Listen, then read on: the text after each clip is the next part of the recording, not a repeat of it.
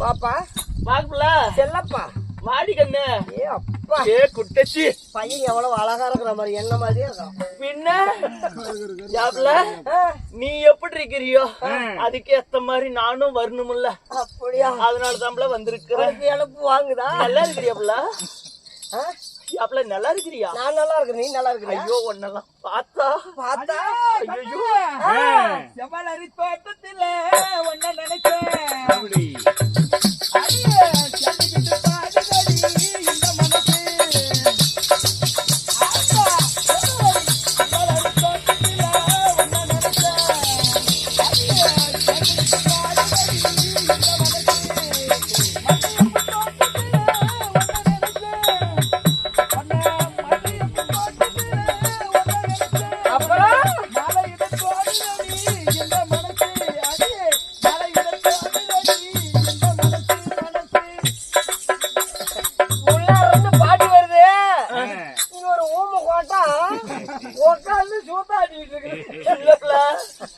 நான் ஒண்ணு பார்த்த உடனே வேற ஒண்ணு எடுத்து விடலான்னு பார்த்தேன். சரி உள்ள பாக்கலாம். அடி கட்ட புள்ள கொட்ட புள்ள கருக மணி போட்ட புள்ள நாக்கு வந்த புள்ள செல்லம்மா நல்ல காரியம்மா வந்து நில்லு முள்ளம்மா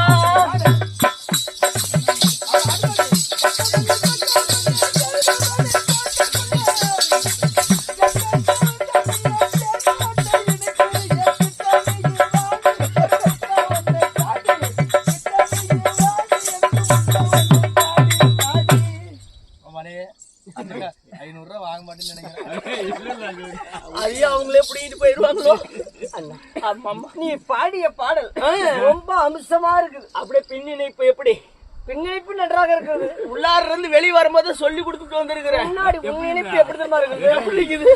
அம்மா ஐயோ, நான் ஒரு பாட்டு பாடலான்னு இருக்கிறேன். ஐயோ என்ன பார்த்து பண்ணுங்கிறியா? ஐயோ நான் பாடல, நீ பேசுறது சொல்லி அடி கண்டார ஒலி. அப்படி இருந்தாலும் வீண்வாதங்கள் வேண்டாம். வேணாம்ல, மேல கை வைக்காதப்பல, நான் சாமி பிடிச்சுவேன். இருக்கட்டும் இருக்கட்டும். பெருமா கோயில் பூசாரி ஆஹா. மேல கை வச்சினா சாமி ஆட்டி விட்டுருவேன். அப்படியா? ஆமா. சரி ஆட்ட வேண்டாம். அப்படி இருந்தாலும் நானும் தமிழ்நாடு வந்தேன் அல்லவா? இல்ல இல்ல, உள்ள இருந்து ஒருத்தன் ஏதோ பேசுறான். ஓய் பெத்து எடுத்தவதா என்னையோ தத்து கடித்து விட்டா.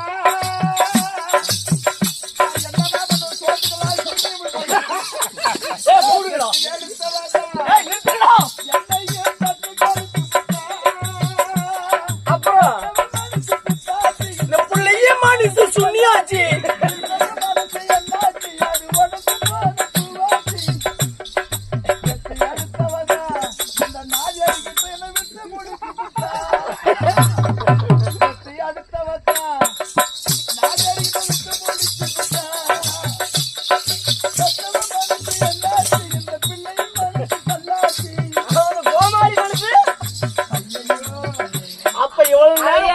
அதையாமா கேக்குற?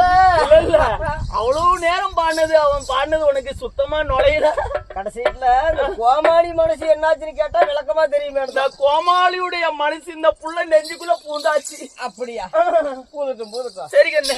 அம்மாடி அம்மா. ஆமாம்மா. அப்படி இருந்தாலும் நானும் வந்து சபைநாடி வந்தேன் அல்லவா? ஆமா. நான் யாரு? யாரு? என்னுடைய பெயர் என்ன அப்படின்ற விளக்கம் அப்படியே ஒண்ணு ஒன்னா சொன்னீங்கன்னா அப்படியே நல்லா காதை கொடுத்துக்கிட்டு கேப்பேன். அப்படியா? ஆ. சொல்றேன். சொல்லுமா பாக்கலாம்.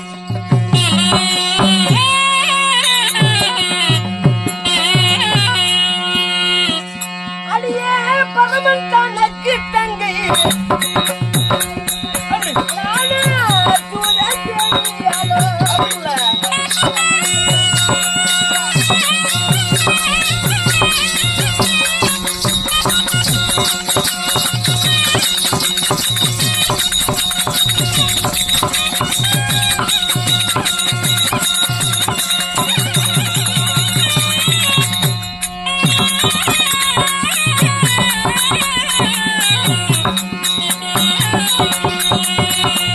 அடியே லட்சுமி மாரியா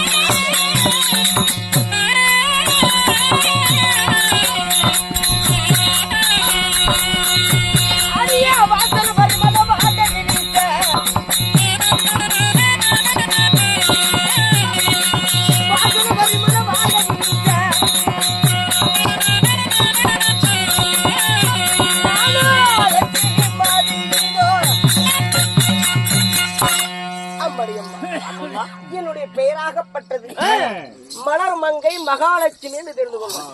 தாயே, அப்பா தாங்கள் தான் மலர் மங்கை மகாலட்சுமியா? நன்றாக தெரிந்து கொண்டேன் தாயே. அப்படி லட்சுமியாக இருந்தாலும் நான் எப்படி பிறந்தவன்? உன்னை போல் ஒரு தாயின் அங்கத்திலிருந்து கருவே உருவாகி உருவை ஒரு பிண்டமாகி பிண்டமே ஒரு சரீரமாகி 10 திங்கள் 300 நாள் ஒரு தாயின் அங்கத்திலிருந்து பிறந்தவனா? தாயினுடைய அங்கத்தில் இருந்து பிறந்தீங்களா இல்ல ஒரு நாயோட வயிற்றுல இருந்து பிறந்தீங்களா? சொன்னா தானமா தெரியும். அப்படியா? நாய் பிள்ளை பெற்று இருக்குதுல்ல? ஆமா, அதுவும் ஒரு தாய் தான். ஆமாமா. ஆனா நாய் குட்டி போட்டோம், நாய் கிட்ட போய் பாரு, அப்படியே லப்புடு புடிச்சு. ஆமா, அதனால எதையும் ஒரு இடம் பேசாது. அப்படிலாம் பேச மாட்டோமா? ஆமாடியம்மா. நான் எப்படி பிறந்தவன்? எப்படிமா சொல்லவா? சொல்லுமா. ஆமாடியம்மா. எல்லாத்தையும் எப்படி பிறந்த அப்படின்னு கேட்க. ஆமாமா. ஆமா, நீ எப்படி பிறந்த? உன்னுடைய பிறப்பின் ரகசியத்தை கேட்கறதுக்கு நம்ம ஜாவராக்காரரு, பெட்டிக்காரரு, அத்தனை பேரும் அப்படியே பாத்துக்கிட்டு இருக்காங்க. இத்தனை பேரும் கேட்டதுனால என்னுடைய பிறப்பின் ரகசியத்தை இப்ப உன்கிட்ட சொல்றேன். அம்மம்மா, எங்க அம்மாள் சந்து விட்டாள். எப்படி? சொல்லாது, வாயில சொல்லாது, வேணும்னே சொல்லாது. என்ன ஆகி போச்சுன்னாமா, இவன் தாலி கட்டி விட்டுட்டு இவங்க அப்பா வந்து ஒரு கேஸ்ல மாட்டிக்கிட்டாருமா, கொலை கேஸ்ல. சரி, இவங்க அப்பனை தாலி கட்டி விட்டு ஒரு 30 நாள் இருக்கும். இவங்க அப்பனை போலீஸ் குடிச்சிட்டு போய் ஸ்டேஷன்ல அடிச்சு பிடிச்சி எங்க திருச்சி செய்யல. சரி, இவங்க சித்தப்பா இருக்கிறாரு பாரு, இவங்க சித்தப்பனை சேர்ந்துதான் இந்த நாதேரி ஸ்டோரி என்ன பிறந்து கொடுத்து. இவங்க அப்பனுக்கும் நல்லா கண்ணுமா, இவங்க அம்மாவுக்கும் கண்ணு நல்லா இருக்கும். இவங்க சித்தப்பன் பார்வை அப்படியே இருக்குது. இந்த சாடை ஏமா எப்படி இருந்தா என்ன, குடும்ப விருத்தியானா போதாதான். அப்பன் தார சொல்லிட்டு ஏண்டா உன்ன மாதிரி விட்டா நல்லா பொழைக்கலாம். ஏண்டா டேய், ஏண்டா அண்ணன் எப்ப சாவான் ஊட்ட எப்ப எழுதி வாங்கிட்டுலாம்னு நீ நினைக்கிற? உன்னை போலவாடா நான் இருக்கிறேன். ஏண்டா மூடிட்டு சாடா வட்டிடா. உன்னுடைய பிறப்பின் ரகசியத்தை கேட்ட உடனே இங்க உக்காந்து இருக்கிறவங்களும் அழுகுறாங்க. பின்னாடி இருக்கிற பெட்டிக்கார போய் எப்படி விம்மி விம்மி அழுது கொண்டு இருக்கிறார் பார். அவன் விம்பி விம்பி அழுவுல, ஊபி ஊபி அழுகுறான். சரி, நான் எப்படி பிறந்தவன்? எப்படிமா சொல்லுமா.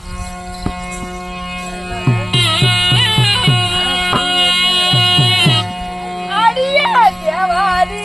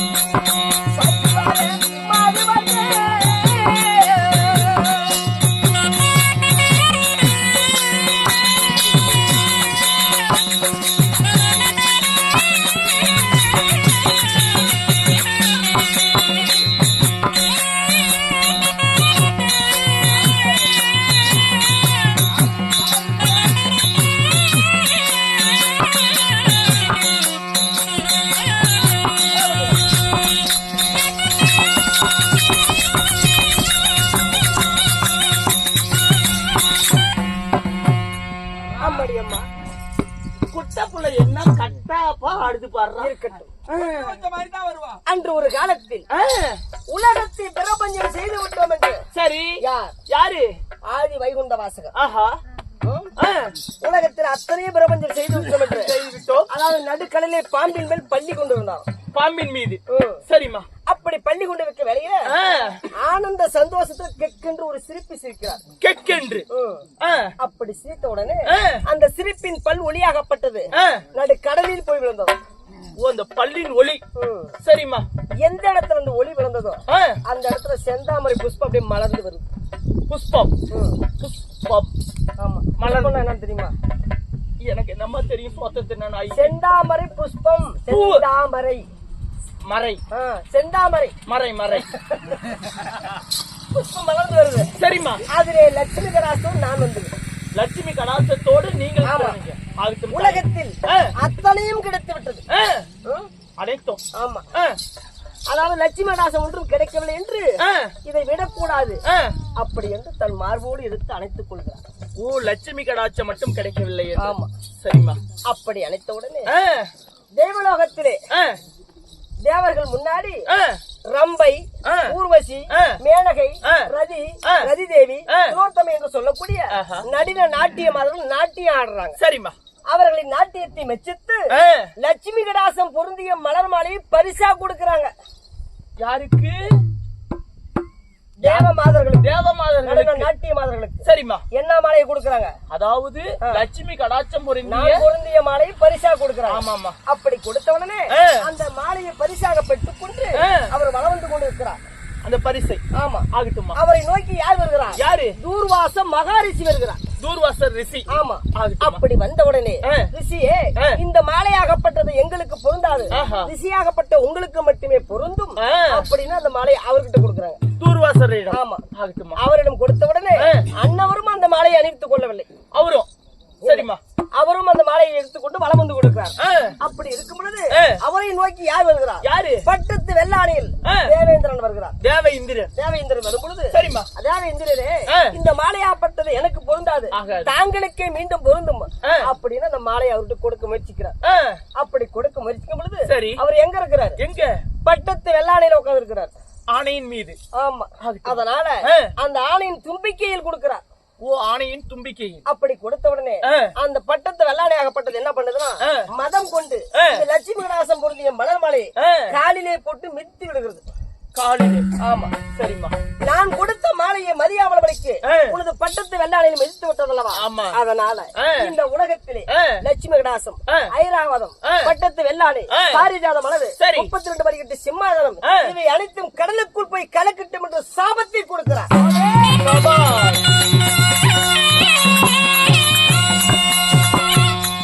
இப்பேற்பட்ட சாபத்தை கொடுக்கிறார். அப்படி சாபத்தை கொடுத்த உடனே உலகத்தில் ஏதுமே அல்ல, இருட்டே கிடக்குது, இருட்டாவே இருக்குது. அதனால தேவாதி தேவர்களும் அசுரர்களும் ஒன்று கூடி திருப்பாக்கடலை பாண்டமாகவும், மந்திரிகிரிமனை மத்தாகவும், ஆதிசேஷன் பாம்பை கயிறாகவும், சந்திரனை தூணாகவும் நிறுத்தி நரை, திரை, மூர்ப்பு, பிணி என்ற நோய்கள் அணுகாமல் இருக்க தேவாமிர்தம் கடையிறாங்க. அமிர்தம். ஆமா. ஆகட்டுமா. தலைப்புறம் ஒரு பக்கமும் வால்புறமும் நின்று. சரி. தலைப்புறம் யார் நிக்கிறாங்க? யாருமா? அசுரர்கள். பாம்போட தலைப்பக்கம். ஆமா. சரிம்மா. வால்புறம் தேவர்கள் நிக்கிறாங்க. சரி. அப்படி தேவாமிர்தம் கடையும் பொழுது முதலிலே பிறந்தது யார்? யாருமா? மூதேவி. யாமா என்ன திட்டுற? உண்மைதான்.